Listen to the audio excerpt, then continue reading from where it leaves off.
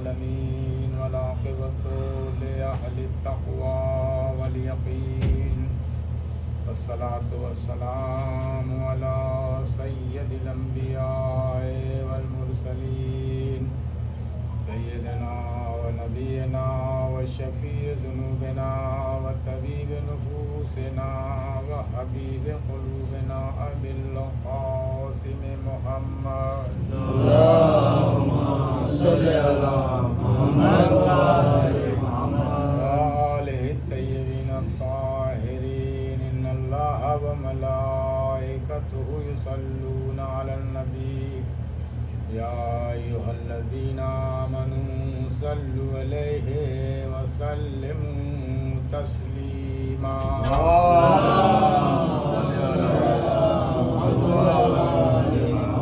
ويطعمون الطعام على حبه مسكينا ويتيما وأسيرا ولعنة الله على أعدائهم من الآن إلى قيام يوم الدين أما بعد فقد قال الله تبارك وتعالى في كتابه المجيد بسم الله الرحمن الرحيم أطيعوا الله وأطيعوا الرسول وأولو الأمر منكم صلوات اللهم صل على محمد وآل محمد عزیزان گرامی و عزاداران امام مطلوب، یہ سعادت اللہ نے ہم کو دی ہے کہ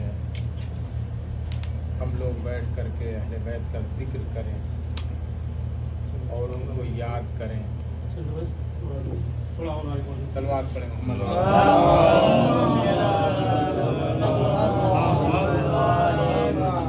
جن کے صدقے میں اللہ نے جن کے طفیل میں ساری کائنات کو پیدا کیا اور اس کے بعد اس نے اپنی ہر شے پر آج میں طاہرین علیہ السلام کی محبت کو واجب قرار دیا اور بغیر ان سے محبت کے، بغیر ان کی معرفت کے کسی کے بھی کوئی بھی اعمال قابل قبول نہیں ہیں، چاہے وہ انبیاء ہوں یا اولیاء ہوں. صلوات پڑھیں.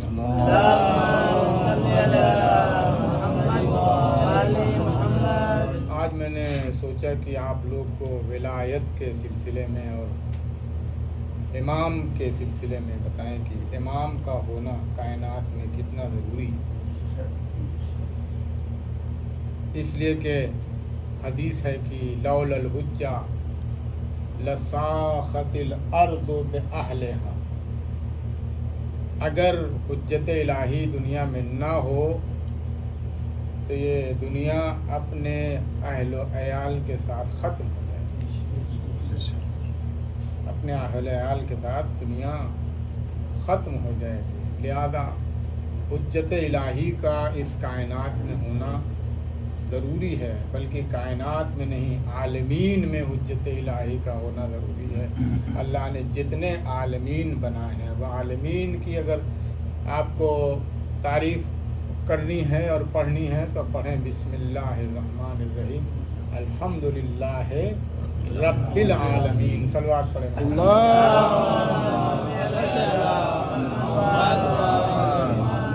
تمام تعریفیں اس خدائے وحدہ لا شریک کی ہیں جو عالمین کا رب ہے، عالمین کا رب ہے. اب اس عالمین کو اللہ نے بیان کیا وما خلقناکم الا رحمۃ للعالمین، اے پیغمبر ہم نے تم کو پیدا ہی نہیں کیا سوائے اس کے کہ تم عالمین کے لیے رحمت ہو. صلوات پڑھیں محمد.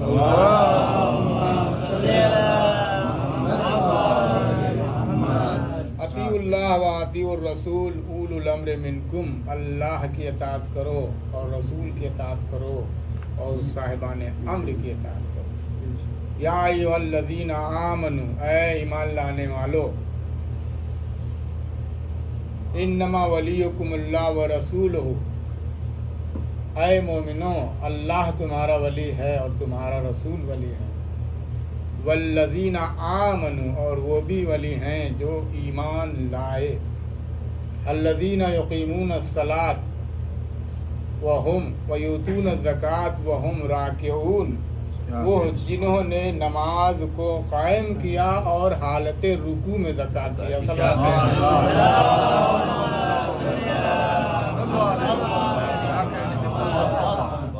وہ جنہوں نے نماز کو برپا کیا، نماز کو قائم کیا اور حالت رکوع میں زکوٰۃ دیا۔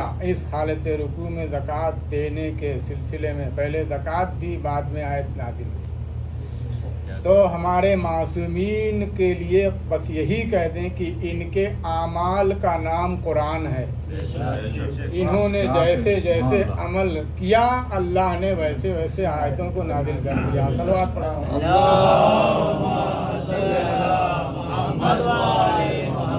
اب یہ کہنا کہ مولا کائنات کے لیے 300 آیتیں ہیں یا 350 آیتیں ہیں، میں اس کو غلط نہیں کہتا، مگر میں یہ کہتا ہوں کہ جتنی آیت ہے سب اہل بیت کے لیے، جتنی آیتیں قرآن کی ہیں، اس لیے کہ اگر آپ آیات قرآنی کا تجزیہ کریں اور یہ دیکھیں کہ سب سے بہتر نماز کس نے پڑھی، کیا کہنے اور جو ہے نا آپ کی سب سے بہتر نماز کس نے پڑھی، تو قرآن مجید میں جتنی آیتیں نماز کے سلسلے میں ہیں وہ سب اہل بیت کے لیے ہیں، اس لیے کہ ان سے بہتر کسی نے نماز ہی نہیں پڑھی۔ سب سے بہتر روزہ کس نے رکھا، تو اہل بیت سے بہتر روزہ کس نے رکھا کہ ان کے 3 روزوں کے سلسلے میں اللہ نے پورا سورہ نازل کر دیا۔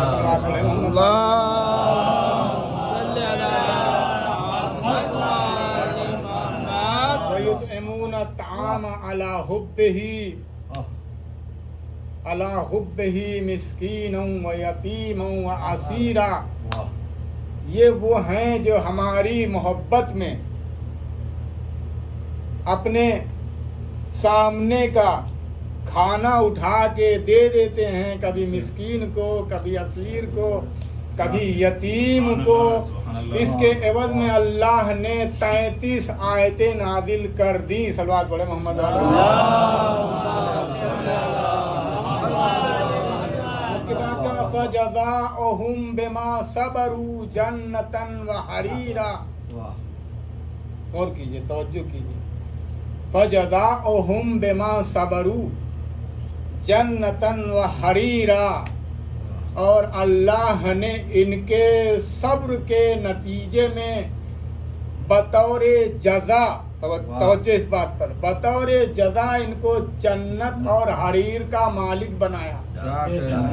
اب دنیا اگر مالکان جنت کو ڈھونڈ رہی ہے کہ مالکان جنت کون ہیں، جنت کے سردار کون ہیں، تو ان کی عظمتیں تو بہت ہیں، ان کے گھر کی کنیزیں ایسی ہیں جب چاہتی ہیں جنت سے جو چاہتی ہیں منگا لیتی ہیں۔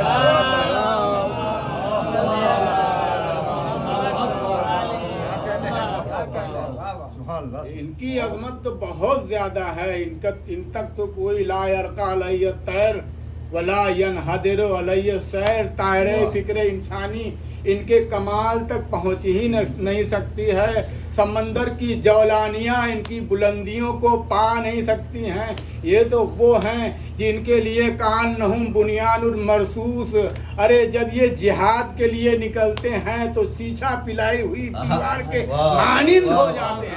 صلوات پڑھیں محمد۔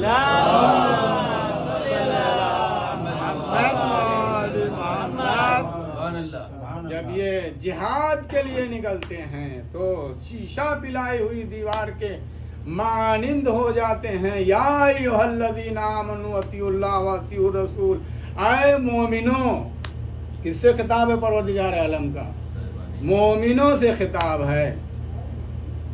وَالنُّورُ الَّذِي أَنزَلْنَاهُ، اور یہ بھی آیت ہے قرآن کی، اے صاحبان ایمان، پتہ چلا خدا مخاطب ہے مومنوں سے جو ایمان لا چکے ہیں، تو جو ہے نا جو ایمان لا چکے ہیں۔ اب ایمان اور اسلام میں فرق یہ ہے کہ ما هو الدین و ما هو المومن، اسلام مسلمان کسے کہتے ہیں اور مومن کسے کہتے ہیں؟ تو مسلمان کے لیے یا ایھا الذین آمنوا اطیعوا اللہ والرسول والنور الذی انزلناہ، اے صاحبان ایمان اللہ کی اطاعت کرو، رسول کی اطاعت کرو اور اس کی اطاعت کرو جس کو ہم نے نازل کیا ہے، جس نور کو ہم نے نازل کیا ہے۔ اب ڈھونڈیے نور کہاں نازل ہوا ہے، تو جا کے دیکھیے مکے کی سرزمین میں خانہ کعبہ کے اندر بطن فاطمہ بنت اسد سے نور الہی نازل ہوا ہے۔ اسی لیے اللہ نے کہا وجہ اللہ بھی ہے، ید اللہ بھی ہے، عین اللہ بھی ہے، روح اللہ بھی ہے، نفس اللہ بھی ہے۔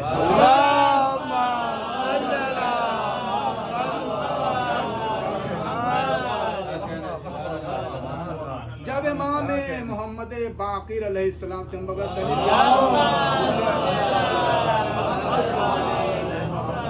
اس آیت کے سلسلے میں سوال کیا گیا کہ کل من علیہا فان ویبقى ذو الجلال والاکرام، ویبقى وجہ ذو الجلال والاکرام، ہر چیز فنا ہو جائے گی، ہر چیز ختم ہو جائے گی، ہر چیز فنا ہو جائے گی سوائے اللہ کے چہرے کے۔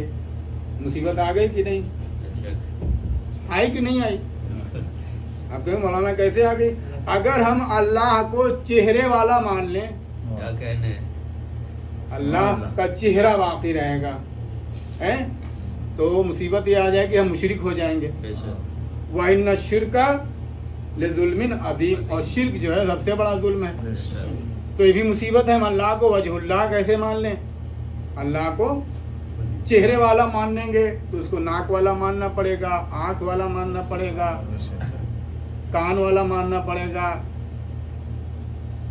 تو اب یہ سب ماننے کے بعد ہم مجبور ہو جائیں گے کہ وہ کھاتا بھی ہوگا، وہ پیتا بھی ہوگا۔ بھائی آنکھ ناک کان کس کو ہے؟ کسی بھوت پریت کو ہے کہ انسان کو ہے؟ صلوات پڑھیں محمد۔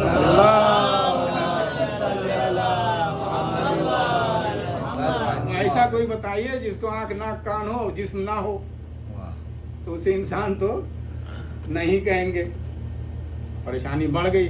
اگر ہمارے معصومین خدا کی قسم نہ ہوتے، اگر معصومین نہ ہوتے تو اسلام کا کوئی بھی مسئلہ حل ہو ہی نہیں سکتا، کوئی بھی مسئلہ چھوٹا سے چھوٹا۔ میں نے ابھی مجلس میں بیان کیا کہ نماز کا مسئلہ معلوم ہے، نماز میں 4,500 مسائل سے نکالا ہے علماء کرام نے نماز کے مسائل۔ کتنے مسائل ہیں؟ 4,500 مسائل میں سے علماء نے نکالا ہے نماز کے مسائل، اور وہ کس کی مدد سے نکالا ہے؟ ائمہ طاہرین علیہم الصلوۃ والسلام اور قرآن کی مدد سے۔ صلوات پڑھیں۔ اللہم صلی علی محمد و آل محمد۔ جب امام محمد باقر علیہ السلام سے پوچھا گیا کہ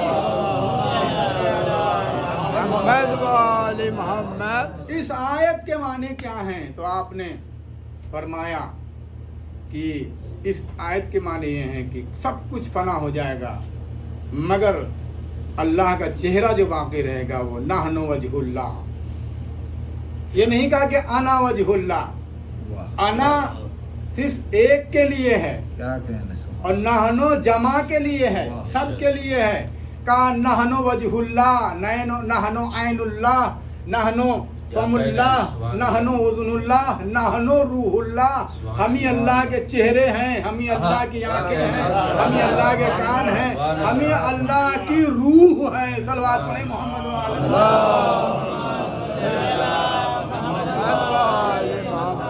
اب روح کیا ہے؟ روح بھی کیا ہے؟ الروح من امر ربی، روح بھی ہم جس سے زندہ ہیں، وہ ہمارے جسم میں جو روح ہے وہ کیا ہے؟ وہ امر الہی کا نام ہے۔ ہمارے جسم میں جو روح ہے کیا؟ الروح من امر ربی، روح امر الہی کا نام ہے، یعنی اللہ کا حکم ہے تو ہم دیکھ رہے ہیں، اللہ کا حکم ہے تو چل رہے ہیں، اللہ کا حکم ہے تو بات کر رہے ہیں، اللہ کا حکم ہے تو ایک دوسرے کی مدد کر رہے ہیں، اللہ کا حکم ہے تو فرش ادا بچھا کے یہاں پر آ کر کے ذکر اہل بیت کر رہے ہیں۔ صلوات پڑھیے محمد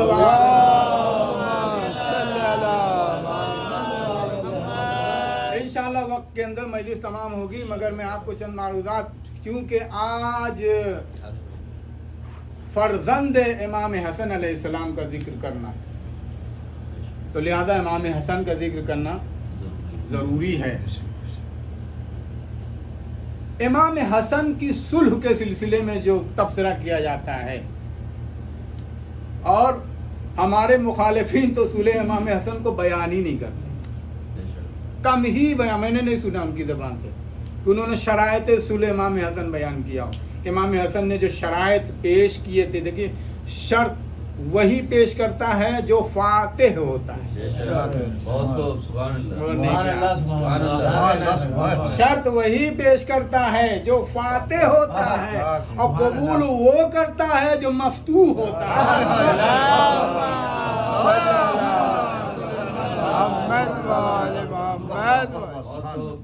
اب 6 شرطیں ہیں، 6 میں سے 3 شرطیں ایسی ہیں، اگر ملعون، میں اس کا ممبر سے نام نہیں لیتا، فقیر شام کہتا ہوں،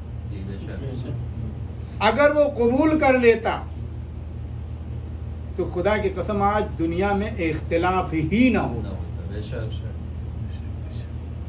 یہ جو 70 72 73 فرقوں کی بات جو چل رہی ہے، یہ اسی لیے ہے۔ سب سے پہلی شرط کیا تھی امام حسن علیہ السلام کی؟ کہ تیرے بعد یزید خلیفہ نہیں بنے گا۔ سب سے پہلی شرط یہی تھی، تیرے بعد جو ہے یزید خلیفہ نہیں بنے گا، اہل بیت میں سے کسی کو خلیفہ بنایا جائے گا، چاہے وہ امام حسین علیہ السلام ہو، یا امام زین العابدین ہو، یا امام محمد باقر ہو۔ اس وقت تو 3 امام تھے اور 4 امام تھے اس وقت۔ دوسری شرط کیا تھی؟ منبر سے علی ابن ابی طالب کے خلاف جو بدگوئیاں کی جا رہی تھی، اس کو ختم کیا جائے، اسے ختم کیا جائے، دوسری شرط۔ تیسری شرط یہ تھی قرآن اور سنت پر عمل کیا جائے۔ صلوات پڑھے محمد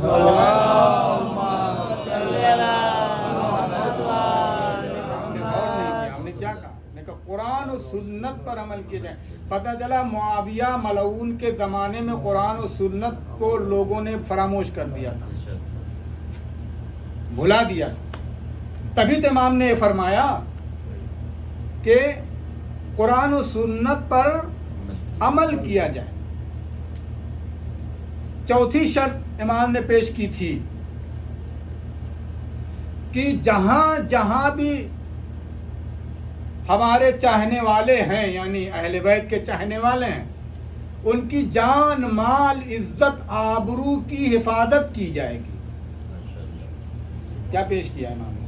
سنیے، کرتے سنیے امام نے۔ جہاں جہاں بھی شیعہ نے حیدر کرار ہیں، ہمارے چاہنے والے ہیں، ان کی جان مال عزت آبرو کی حفاظت کی جائے گی۔ 5ویں شرط امام نے پیش کیا،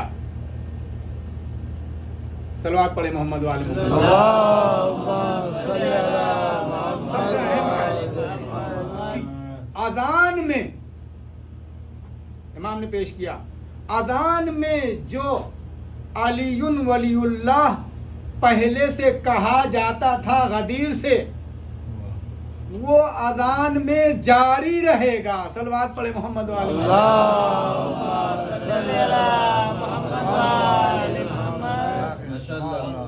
اگر ان شروط پر عمل کیا گیا ہوتا جو امام علیہ السلام نے پیش کیا، تو آپ بتائیں کربلا واقع ہوتی؟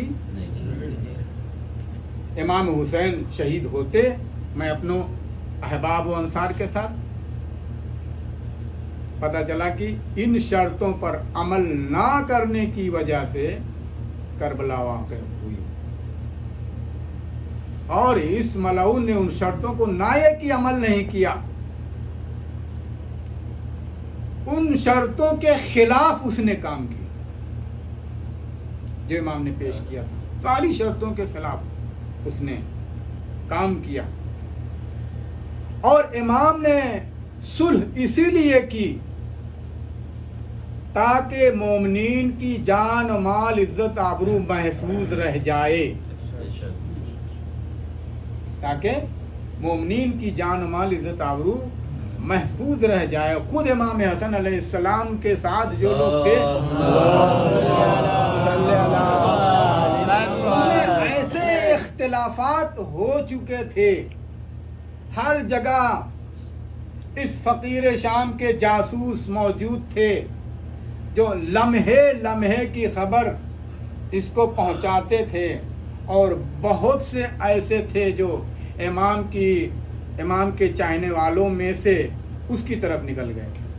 میں سب کا نام نہیں لے سکتا، بہت سے ایسے تھے جو پیسے کی وجہ سے، اور یہ کہتے تھے ان کے پیچھے نماز اچھی ہے، اس کے دسترخوان کا کھانا اچھا ہے، کیونکہ حرام کس کو نہیں اچھا لگتا. صلوات پڑھے محمد.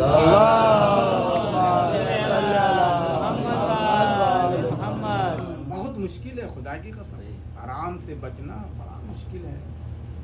ہم نے ابھی وہاں مجلس میں کہا کہ لوگ بڑے مولائی بنتے ہیں. ہمارے ساتھ کچھ لوگ عمرہ کرنے گئے اور جب ان کے بال مونڈنے کی بات آئی تو آناکانی کر رہے ہیں. ہم نے کہا جب اس کی محبت میں تم اپنا بال نہیں مڈا سکتے ہو تو سر کیا مڈاؤ گے؟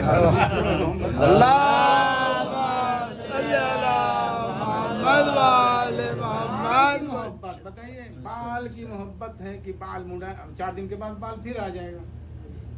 بال تو مڈاؤ گے 4-5 دن، 1 ہفتے کے اندر بال آ جائے گا. مگر اس کے جو فوائد ہیں وہ ان کو نہیں ملیں گے. بڑے فوائد ہیں. لکھا ہے کہ جو شخص عمرے میں جا کے بال منڈائے گا یا حج میں، اللہ اس کے بال کے برابر اس کے گناہوں کو بخش دے گا. جس کے سر میں بال ہے اس کے برابر. اب گنیے آپ کے سر میں کتنے بال ہیں. صلوات پڑھیں محمد.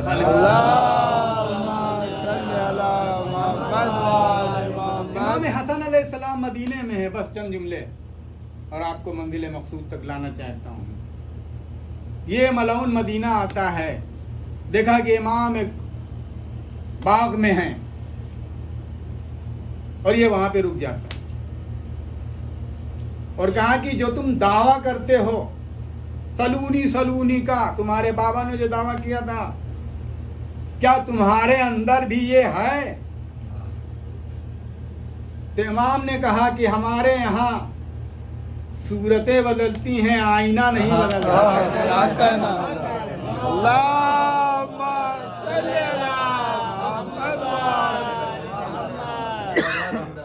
کا صورتیں بدلتی ہیں، آئینے میں تبدیلی نہیں ہوتی ہے. یہ حکم جو ہے، یہ دعویٰ ہماری آخری نسل تک باقی رہے گا جو آج پردے بیٹھے ہیں. تو اس نے کہا کہ کیا سوال کریں، بڑی سوچ میں پڑ گیا. اب ایسے لوگوں تو کچھ سوال بھی نہیں آتا نا. صلوات پڑھیں محمد.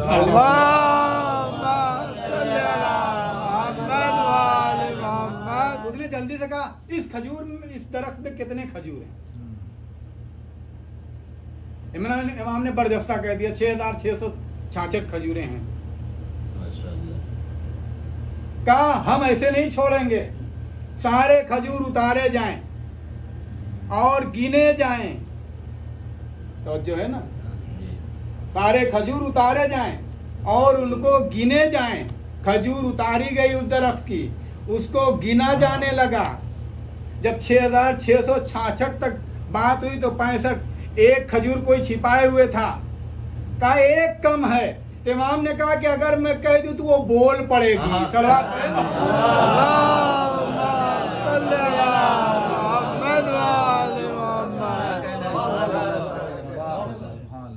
کیا امام نے کہا کہ اگر میں کہہ دوں تو وہ بول پڑے گی. تعجب کس بات کا، جب ان کے جد کے ہاتھ پر پتھر بول سکتا ہے،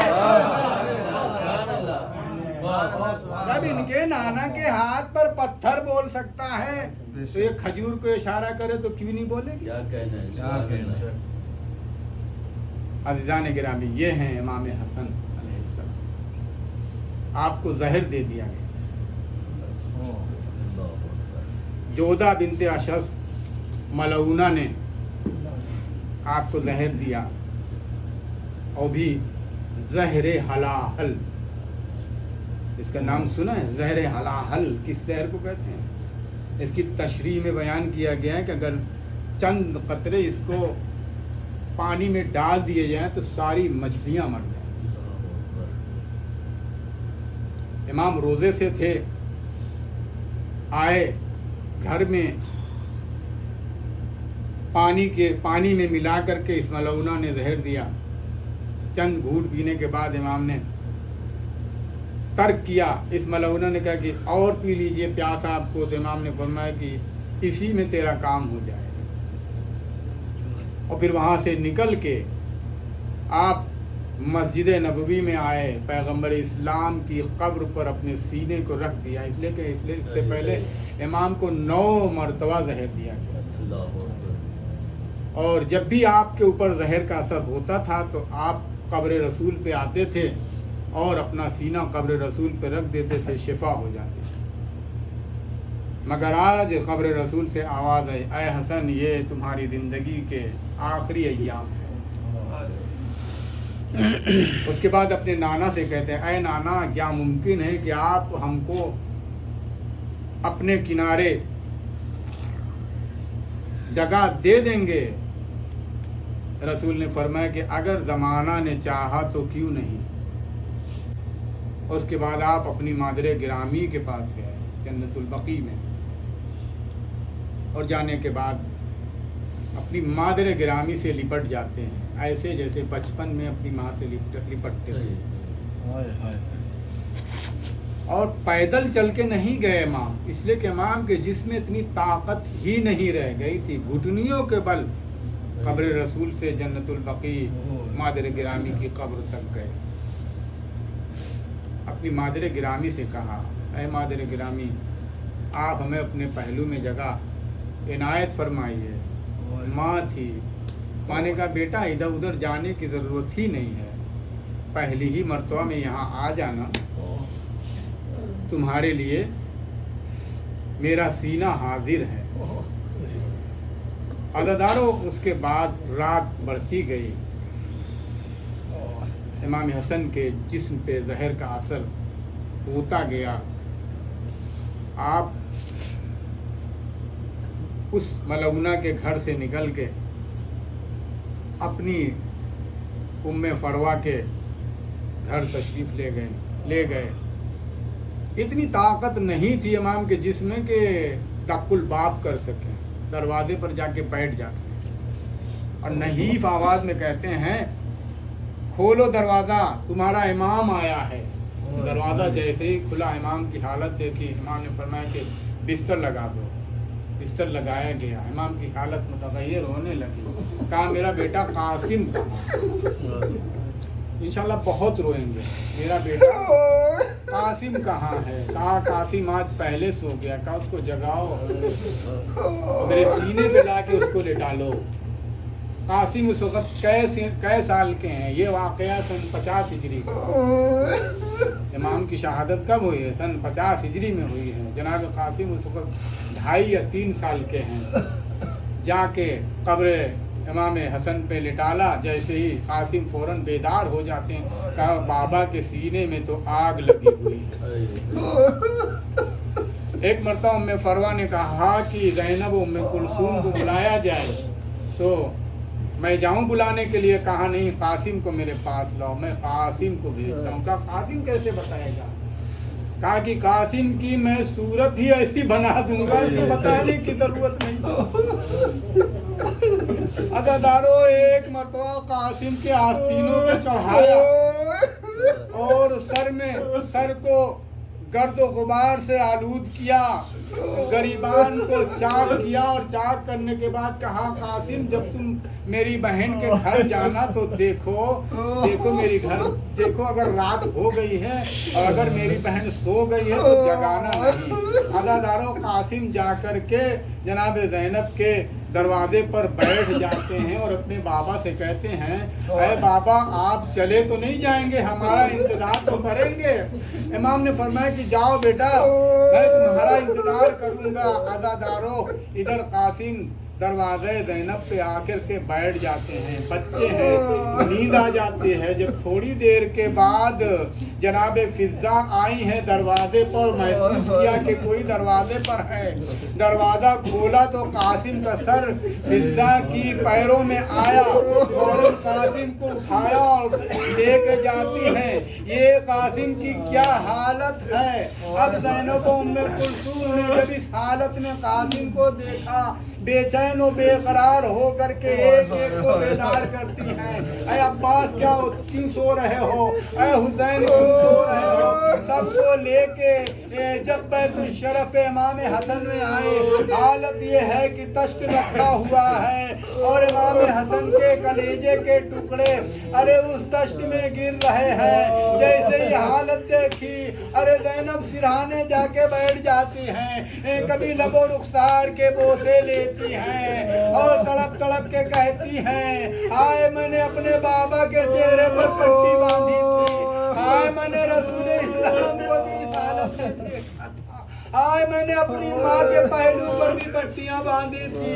अज़ादारों, इसके बाद कासिम ने इमाम हुसैन को अपने करीब बुलाया और आसार इमामत को इनके सुपुर्द किया और कहा कि अब ज्यादा वक्त नहीं है मेरे भाई, मगर देखो ये कासिम है, इसको अकेला मत छोड़ना, इसको जब भी दीन पर कोई वक्त पड़े इसको दीन पर कुर्बान कर देना। अज़ादारों, आपकी आंखें अश्कबार हो गई। बहुत मुख्तसर जल्दी जल्दी मैं आपको ले चलता हूँ। कासिम का जनाजा, हुसैन हसन का जनाजा तैयार हुआ, मस्जिद नबवी में आया तो मगर वहाँ दफन नहीं होने दिया गया। अरे 70 तीर इमाम हसन के जनाजे में बेबस हो गए। जैसे ही जनाब अब्बास ने ये देखा, फौरन अपने बैतुल शरफ की तरफ जाते हैं। देखा बीबियां दरवाजे पर खड़ी हैं। कहा लाओ मेरी तलवार।